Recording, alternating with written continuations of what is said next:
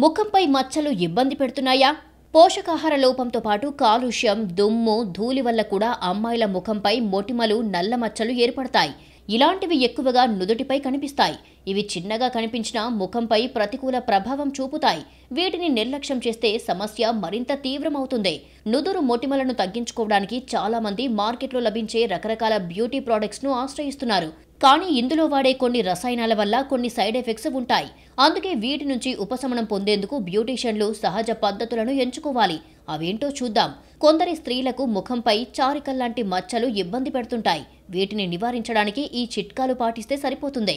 ముఖాన్ని ఎప్పటికప్పుడు సబ్బుతో శుభ్రంగా కడుక్కోవాలి.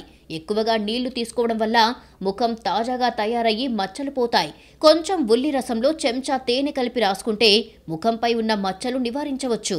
మచ్చలపై నిమ్మ తొక్కతో మసాజ్ చేసుకోవాలి. వారానికి 2 సార్లు బాదం పప్పును నీటిలో నానబెట్టి నానిన తర్వాత దంచి ఒక చెంచా నిమ్మరసంలో కలిపి మెత్తగా పేస్ట్లా చేసుకొని ముఖానికి పట్టిస్తే గుణం కనబడుతుంది.